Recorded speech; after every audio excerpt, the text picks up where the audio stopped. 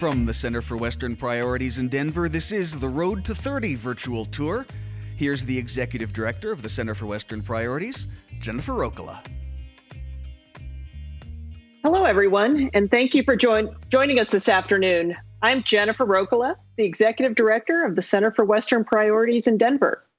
We are excited to have you join us for the launch of our Road to 30 virtual tour to highlight the bold, future-looking proposal to protect 30% of America's lands and water by 2030.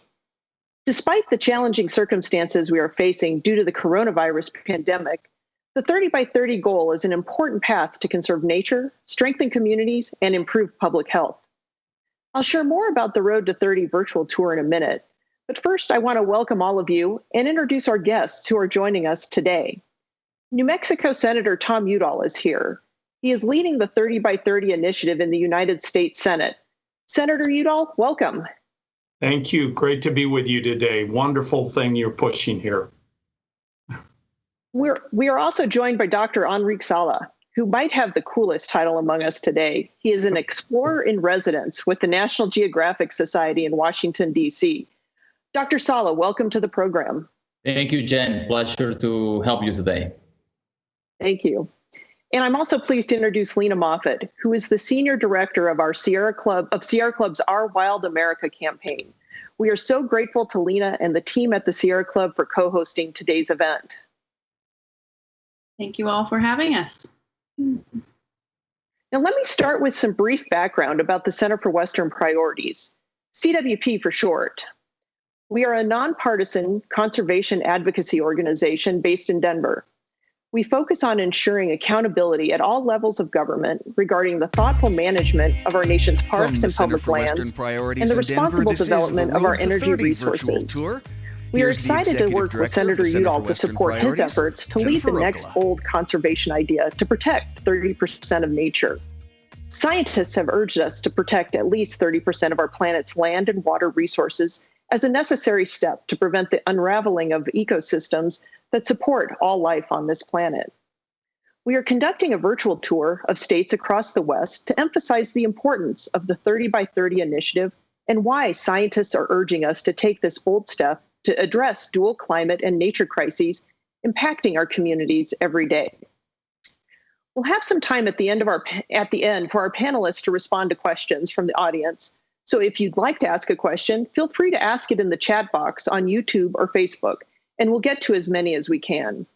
If you'd like more information about the 30 by 30 initiative or to learn more about the Road to 30 virtual tour, please visit our website at roadto30.org.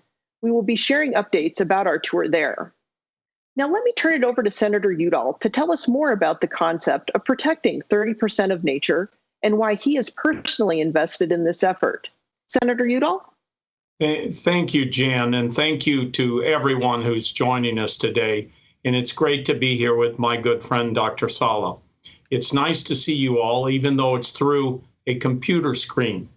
Today, we are here to talk about a bold plan to protect the natural world and to make sure we have a livable planet for future generations.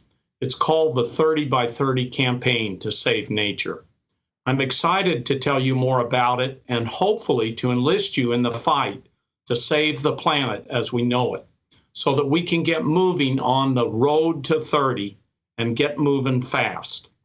Right now, people everywhere are grappling with the health and economic pain caused by the coronavirus pandemic. It's an unprecedented challenge that we are confronting. As we face down this pandemic, we must move forward with a clear vision of how we want to emerge from this crisis, what we want our society, our economy, our way of life to look like on the other end.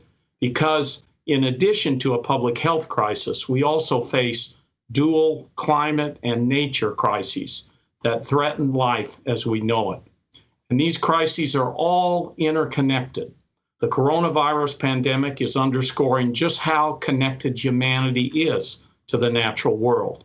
For one, we're all gaining a greater appreciation for nature, for the peace, beauty, economic, and life-sustaining benefits nature provides us. And we are also seeing the dangers that are posed by our increasing destruction of nature.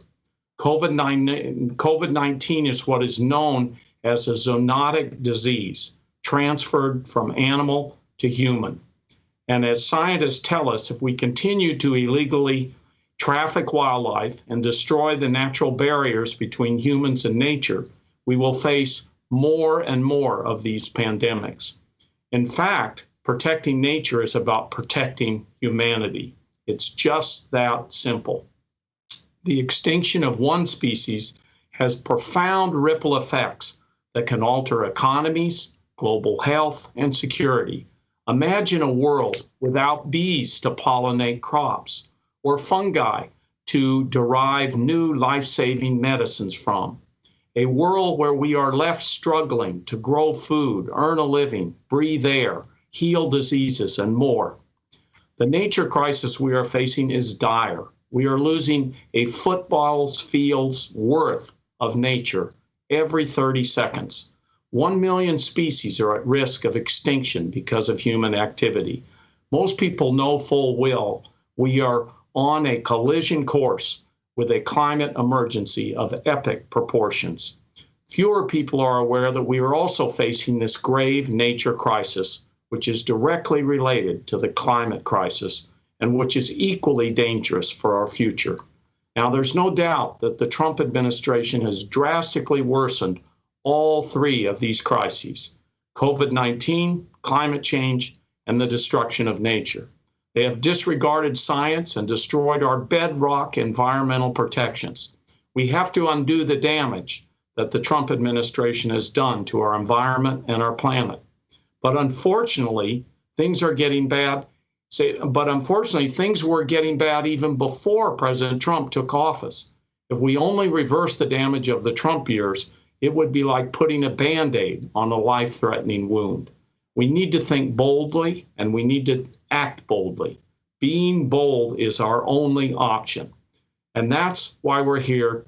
That's what we're here to talk about today, writing a bold new playbook to save the natural world.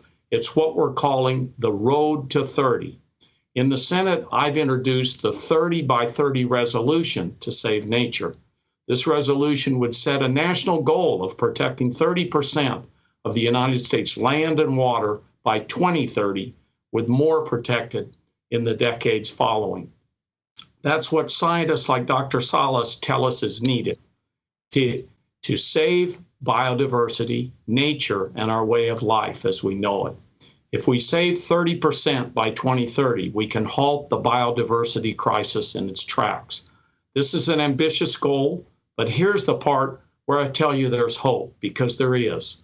Support for conservation and for bold action to tackle climate change and the nature crisis is higher than ever. People, especially young people, are more energized than ever on these issues. And according to recent polling, wide majorities of Republicans, Democrats, and independents in the West support the 30 by 30 goal. Now we just need our policymakers to follow the will of the people. We need all of you to keep organizing, keep fighting, keep calling your senators and representatives, keep making your voices heard. This current crisis, as challenging as it is, has underscored just how interconnected we are. And despite what you may see on cable news, we are capable of uniting behind a common purpose and acting fast. We need to harness that sense of common purpose and use the energy to fight the nature crisis that we are facing. We need your energy to get us moving down the road to 30. We don't have any time to waste. Thank you so much, and back to Jen. Thank you, Senator Udall. Now I'd like to turn it over to Dr. Enric Sala to tell us why the vision of 30 by 30 is so important from a scientific perspective. Dr. Sala, take it away. Yes, thank you so much, Jen, and always a pleasure to participate in an event with my friend Senator Tom Udall. The United States used to be a wild place with large forests from shore to shore, endless grasslands full of large herbivores, and waters full of large fish. But our country has become less wild. To meet the needs of a growing nation, forests were cut down and grasslands heavily grazed or turned into monocultures. That destroyed the ability of these ecosystems to absorb excess rainwater. Meanwhile, to meet increased need for housing, people have built homes and communities over wetlands, which are a great natural buffer against storm surges. In part because of the loss of these ecosystems, the recent extreme weather events have cost the US $450 billion between 2016 and 2018, plus the loss of human life, infrastructure, and homes. We have become totally out of balance with nature. And unless we get our balance back, our society as we knew it is going to be a thing of the past. As Senator Udall said, the current pandemic is the loudest wake-up call we've had in recent history. The pandemic originated because of illegal wildlife trade in China, but other infectious diseases were caused by our encroaching on natural habitats. Today is COVID-19. Yesterday it was SARS, MERS, Ebola, HIV, and we're suffering some diseases in the US too. For example, Lyme disease affects humans because of our destruction of the forests and the extermination of the wolf in the eastern United States, which created imbalances in the ecosystem and caused a hyperabundance of ticks that can infect people. We can boil it down to one thing. Our relationship with nature is broken. You all know what's at stake. It's our life support system. The argument that we need to prioritize economic growth at any cost over the environment has been proven wrong over and over again. And research is telling us that if we are to prevent the collapse of our life support system, if we are to prevent climate catastrophe, we need half of the planet in natural state. And we can start by committing to protect at least 30% of the planet, land and sea, by 2030. Yet only 12% of the land of the United States is permanently protected, mostly in Alaska and the West. We need more protection to include all major ecosystems in the United States. And while 26% of US waters are permanently protected, the vast majority of that is in the remote Western Pacific Ocean or northwestern Hawaii. We need more protection on the US shores of the US mainland too. This is why Road to 30 is one of the most important visions for the future of our country. Expanded protected areas in the most critical places will conserve nature and all the essential services that nature provides for us and which we cannot recreate. It will strengthen local communities and boost local economies. Before the pandemic, every dollar invested by the government in our national parks produced $10 in economic output. And it will improve our health too, with intact and restored ecosystems producing oxygen, capturing part of our carbon pollution, filtering the water we drink, protecting our shores from the destructive force of hurricanes, and reducing the risk of diseases like Lyme disease. And in the ocean, more fully protected areas will complement good fisheries management and help boost fisheries catch, giving fishermen more value without having to exert greater effort. But some will say that we cannot afford this. Is that true? Economic studies show that the risk of inaction is much greater than the cost of action. The natural world provides $125 trillion in services to the global economy every year. The benefit of expanding our protected areas to cover 30% of our land and waters outweigh those costs. An expanded system of protected areas in the US would help us create a society and economy not based on growth at any cost, but based on resilience, so that both nature and people can thrive. The science and the economics are clear. Citizens are asking for it. So there is no excuse to be ambitious. Wallace Stegner famously said in 1983, national parks are the best idea we ever had. Absolutely American, absolutely democratic. They reflect us at our best rather than our worst. Road to 30 and Senator Udall's resolution for a 30% target for the US provides that vision to scale America's best idea at a time when we need it most. Thank you. Back to you, Jen. Thank you, Dr. Sala. Now I'd like to hand the mic over to Lena Moffett to share with us why the Sierra Club is engaged in this effort and what they're doing to secure the 30 by 30 vision by working with diverse communities and how people can get involved in that effort. Lena? Well, thank you so much, Jen and Dr. Sala. And like you said, always a pleasure to join Senator Udall on any event. My name is Lena Moffett. I'm the Senior Director of the Sierra Club's Our Wild America campaign. And I'm so excited to be here, not just because I grew up in Albuquerque, New Mexico, born and raised, spent the first 18 years of my life there. And I really do think it was the beautiful landscapes of New Mexico, hiking and fishing in the Jemez Mountains and the Sandia Mountains that inspired me to a life of activism. So thank you, Senator Udall, for working to protect the land of enchantment and all of our great lands and waters across the United States. I wanted to emphasize one point that Senator Udall made during this pandemic. I think we all are seeing more clearly than ever how important it is to be able to get outside into nature, under the trees, and breathe clean, fresh air to help advance our mental health and well-being. I know that's been very important for me and my family. And that's one of the reasons that the Sierra Club and our 4 million members and supporters are so excited to be signing on to this bold visionary goal. We know that protecting more landscapes will help preserve wildlife, protect the climate, and protect those places we like to get outside and recreate in. And we want to make sure that includes the lands that are next to urban populations too, like those walkable from communities, like our Rock Creek Park right here in DC. So to get into a little bit of the how we're going to achieve this big, bold goal, I'll emphasize that as an organizer and an environmental activist, I know that to achieve transformational change in the world, as Senator Udall mentioned, it takes people getting involved. It takes organizers. It takes folks using their voices to speak up and demand that policymakers listen to the will of the people. And that's precisely what we're focused on. At the Sierra Club, we're asking our 4 million members and supporters to stand with us in calling on decision makers at the federal, state, and local level in signing on to this big, bold goal of 30 by 30.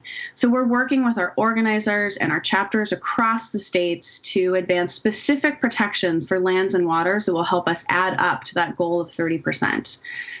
But we also know that the environmental community can't do this alone. So we are working to build a broader, more diverse, more robust coalition and movement that really can achieve these kinds of transformational changes.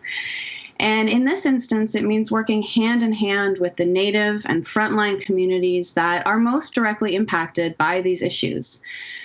For instance, we are working with Native communities that have the longest standing relationship to these lands in places across the country, but all too often are forgotten or even worse, marginalized by the conservation community.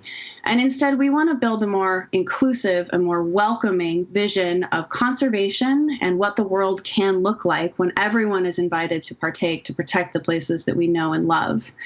And I'm excited to work with Jen and folks in this coalition to build that more inclusive vision of nature and ensure that the places we're protecting are those that are prioritized by the Native and frontline communities who are most impacted. Because we know that when we work together, that's how we win. I also want to touch on the decision makers that we are targeting with this big, bold grassroots movement that we are helping build and envision. As Senator Udall outlined, and as we see from his example, federal decision makers have a really big role to play. In addition to Congress passing resolutions like, hopefully, Senator Udall's 30 by 30 resolution, and wilderness bills like the Red Rock Wilderness Act, which our folks have been working on for years. The executive office, the president, will also play an important role in helping us achieve this goal. So presidents can take actions with their agencies like limiting destructive oil and gas drilling on public lands, for instance, and scaling that back in a way that will help combat the climate crisis and protect those lands, managing our forests to suck up more carbon out of the atmosphere and ensure that we're really utilizing that natural solution to the climate crisis. Presidents can, of course, designate national monuments, and we do far prefer it when they designate them and not de-designate them, as we've seen this administration unfortunately pursue, which we're fighting in the courts. But it's also important to note that state and local decision makers have a really important role to play in this effort. In fact, our analysts tell us that of all the lands we will need to protect to reach this goal, about 30% of the lands in the United States are under state jurisdiction. So we will also be working with our activists and chapters to target governors and make sure that they are doing their part to protect state lands and waters as well. But today we are asking you to go to sc.org/30by30, all spelled out in letters, and you can sign up to join us in calling on your members of Congress to sign on to Senator Udall's resolution. We hope very much that they will take that up. And if you join us, you will also get access to our toolkits, and you'll have the opportunity to join additional activities to help us achieve this big, bold goal, because we know that it takes people. So sign up with us, and together we can achieve this transformational goal. Thank you so much. Great. Thank you, Lena. Now we'd like to hear from those of you tuning in today. If you have questions for one of our panelists, feel free to ask it in the chat window on YouTube or Facebook. And I believe we do have our first question. What types of protections count towards the 30 by 30 goal? Besides creating new parks, how can we protect more places? Senator Udall, do you want to take that question? You bet. And it was so great listening to the three conservation champions who are on this call with me and participating in this virtual town hall. Lena and Jen and Dr. Sala have been working for years. And so I would first, if you're talking about the issue of what do we protect and how do we protect it, I think Lena hit the nail on the head when she talked about the role of all the forms of government, from local to state to federal. And so we're setting a national goal and then trying to get all these forms of government and all the people that are out there to interact with them and say, this is a great piece of parkland. This is a great place for a monument. This is a great historical site. And we know in many of our local communities, one of the things you see in localities is where the people closest to the ground many times know how to make it a more livable community, how you fit more closely in with nature and live with nature as if we're in one community. So that's what I think we want to work with. The other thing that I think is part of this question is, what can you do individually? And I would suggest that these conservation organizations that are part of this effort and others know a lot of the personal things you can do. And if you're asking that specific question, ask them. But I would also yield to Dr. Sala about specific types of areas, because he's the scientist that's been studying this for a long time. And I'm sure Lena and Jen have something to say on this too. Thank you, Senator. Yeah, I can speak about the ocean. We've been studying how marine life recovers within areas that are protected in the ocean. And what we have seen is that the stronger the level of protection, the more benefits one gets. So there are areas that are fully protected from fishing, oil drilling, mining, and any other extractive activity. And these areas increase the abundance of marine life within their boundaries by over 600%. And not only the fish are more abundant inside in these areas, but also they grow larger. And they produce a disproportionately larger number of eggs that they will export beyond the boundaries of these reserves. And many of the fish will spill over those boundaries too. and this can help replenish local fisheries around them. So not only these fully protected areas are like a savings account with a principal that we set aside that produces compound interest, that produces returns then that everybody can enjoy. But also in many places, we have seen that when the fish come back, the divers come in. And the economic revenue and the number of jobs generated through ecotourism in these protected areas is enormous. I mentioned before that for every dollar invested in our national parks, that generates $10 in economic output. In the sea, every dollar invested in a marine protected area produces at least $3 in economic output. So the benefits far outweigh the costs. So if we want to get the greatest bang for the buck, we should create areas that are as strongly protected as possible, which together with better fisheries management, and we have a pretty good fisheries management act in the US, that will help restore not only our marine ecosystems, it will generate jobs and opportunities, economic opportunities, but also is going to help boost our fisheries. Great, thank you, Dr. Sala. Lena, do you have anything you'd like to add to that question? Sure. I'll just offer again that if folks go to sc.org/30by30 and all spelled out in letters, we have a series of actions that we're asking folks to take to sign up with us to advance this goal. Right now, we are asking folks to call on their members of Congress to stand with Senator Udall and his leadership on this issue and to co-sponsor his resolution, which is also with Representative Deb Haaland from New Mexico. We sure do have great federally elected officials in New Mexico. But we also will be targeting governors. So if you sign up with us there, we'll send you a series of actions that you can take, also pressuring those decision makers in your state, which, as the senator reiterated, have a really big role to play. Great, thank you. We have a second question. The question is, can carbon sequestration be factored into these efforts? Dr. Sala, do you want to take that question? Well, the answer is very simple. It's absolutely. It's not, many people have put climate change, global warming, and biodiversity in different buckets, in different silos, but it's all connected because global warming is degrading ecosystems, but our degrading ecosystems for changing the land use or over-exploitation also reduces the ability of these ecosystems to absorb carbon. So we do need places as large as possible. So they produce this beneficial effect, this much needed effect of ecosystems capturing much of our carbon pollution. So yeah, absolutely, they go hand in hand. Great. Thank you, Dr. Sala. I think we may have one more question. I believe it's, can you elaborate, and this is from Kelly Lunny with E&E News, can you elaborate on what the virtual 30 by 30 tour will entail? Well, I think I'll start with that one. Kelly, thanks for the question. So the 30 by 30 tour is a virtual tour.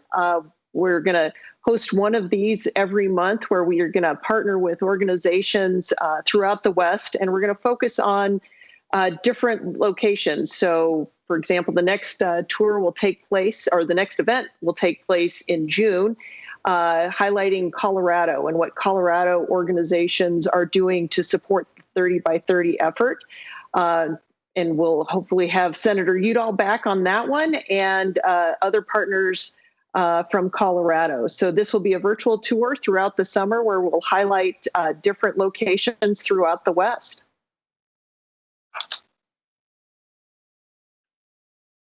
Well, super. I think that takes us to the end of our first Road to 30 virtual event. I want to thank all of you for participating and for thank all of our guests and taking their afternoon. Thank you to Senator Udall, Dr. Sala, Lena Moffett for sharing their insight and experience. We hope you will join us on the future stops along this virtual tour. You can find more information at roadto30.org. Thank you, and hope to see you soon. Thank you. Thank you.